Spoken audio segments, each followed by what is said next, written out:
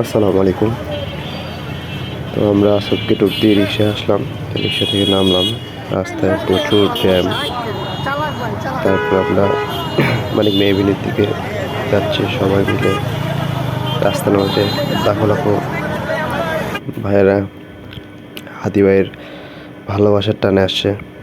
একটিবার হাদি ভাইয়ের জানাজায় শরীক হওয়ার জন্য। হাদি ভাই, আপনি মানুষের হৃদয় জিতেছেন। হৃদয়ে জেতা অনেক কষ্টকর, যা সবাই পারে না, আপনি পেরেছেন। যাকে যাকে মানুষ আসতেছে কীট পতঙ্গের মতো। যতই সামনের দিকে কুড়ি ডুবাই এগোচ্ছি, ততই মানুষের ভিড় বাড়তেছে। অবশেষে আমরা চলে আসলাম। তো এখানে ঢোকার মানে এভিনিউ ঢোকার প্রথমের দিকেই বাস দিয়ে গেট সিস্টেম করছে। ব্যাগ নিয়ে কাউকে ঢুকতে দেয় না, পুলিশ গেটের সামনে সব কিছু নিয়ে আসে, চেক করতেছে আর সবাই ঢুকতেছে। তো এভাবে আমরা কুড়ি ভাইয়ের সামনে এগোচ্ছি। প্রচণ্ড মানুষের ভিড়, এমন অবস্থা। মানুষ গ্রাম থেকে, শহর থেকে, বিভিন্ন বাংলাদেশের বিভিন্ন প্রান্ত থেকে এসেছে। তো আমরাও এসে জোহর নামাজের ওয়াক্ত হয়ে গেছে, আমরাও জামাতের সহিত জোহর নামাজটা পড়ে নিলাম।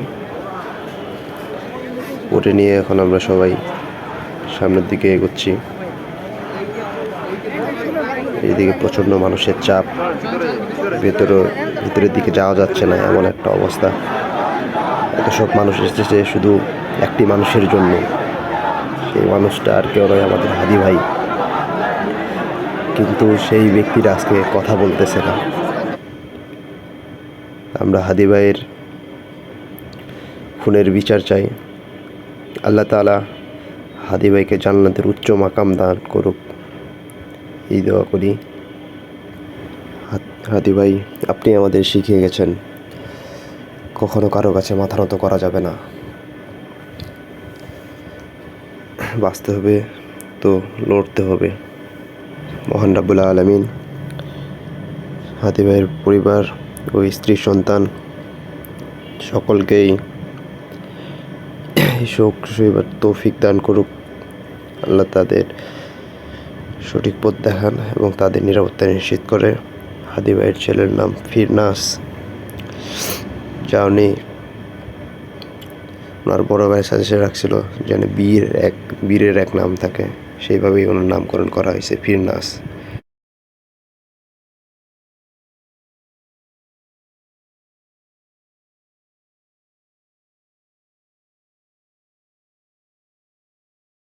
মঞ্চের সদস্য সচিব আব্দুল্লাহ আল জাবেদ।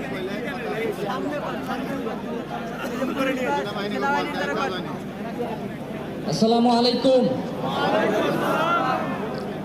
আমরা কি এখানে কান্নার জন্য এসেছি? আমরা এখানে কিসের জন্য এসেছি? আমার ভাইয়ের রক্তের বদলা নেওয়ার জন্য আজকে আমরা এই জায়গায় প্রিয় ভাইয়েরা, শুধু জানতে চাই, যদি এই রাষ্ট্রকে রক্ষা করতে শরীফ ওসমান হাদির পরিবারের 5 সদস্য, তার ভাই এবং বোনদের যদি রক্ত লাগে, তারা দেওয়ার জন্য প্রস্তুত রয়েছে। তবুও এই খুনিদেরকে চিহ্নিত করে বিচারের মুখোমুখি করতে হবে। আমরা আপনাদেরকে আরেকটা ঘোষণা দিয়ে আজকের বক্তব্য শেষ করতে চাই। ওসমান হাদির নিরাপত্তার জন্যই কোন জায়গা থেকে তার লাশ নিয়ে যাওয়া হবে আমরা জানি না। ওসমান হাদি ভাই কি মৃত? তিনি আমাদের লক্ষ কোটি তরুণের মধ্যে জীবিত রয়ে যাবেন ইনশাআল্লাহ। আপনাদেরকে জানিয়ে দিতে চাই, কোনো ধরনের সহিংসতা ছাড়া আমরা যেহেতু ওসমান হাদির লাশকে আমরা জাতীয় কবি কাজী নজরুলের পাশে দাফন করার ব্যবস্থা করতেছি, আপনারা সবাই এই প্রোগ্রাম শেষে জনতা মিছিল নিয়ে শাহবাগে চলে যাবেন। আমরা ওখানে গিয়ে আপনাদের সাথে দাফনের পরে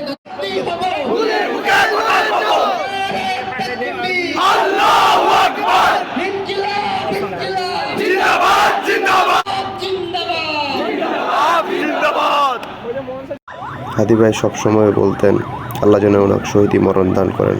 আল্লাহ তাআলা হয়তো ওনার এই দোয়া কবুল করেছেন, তাই ওনাকে এই শহীদি মরণ দান করেছেন।